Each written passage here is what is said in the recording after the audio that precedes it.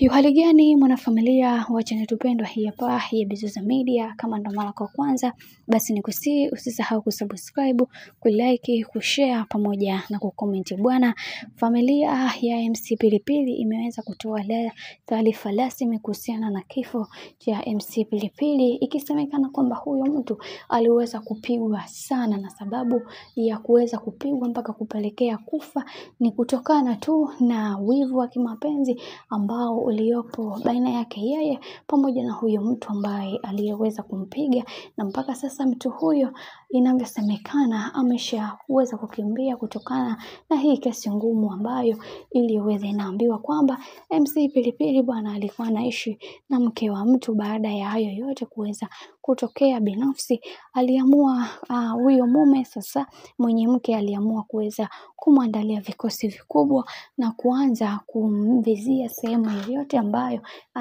anayokwenda ili aweze kumzuru. Sasa unaambiwa siku ambayo aliweza kupigwa, binafsi aliona kama kawaida, kumbe alipata maumivu yale ndani kwa ndani, jambo ambalo yeye binafsi hakuweza kutambua ni namna gani ambavyo haya mambo yanavyokwenda.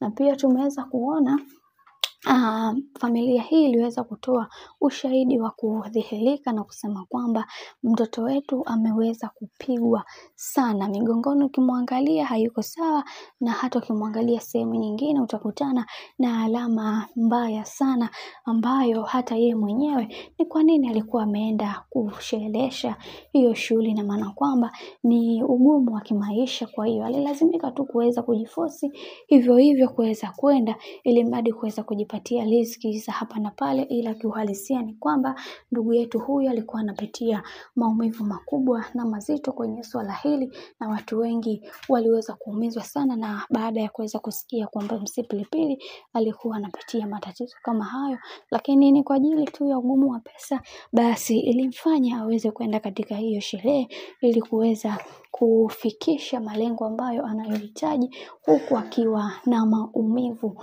makali mpaka yamempelekea kifo. Kiukweli watu wengi wameweza kuumizwa na hili, na wengi wao waliweza kufunguka vitu vingi, na wengi waliweza kumpa pole sana mke wa MC Pilipili. Zaidi pia waliweza kusema kwamba kuna vitu vingi tunatakiwa kuweza kujifunza katika haya maisha kuhusiana na kuishi na watu vizuri.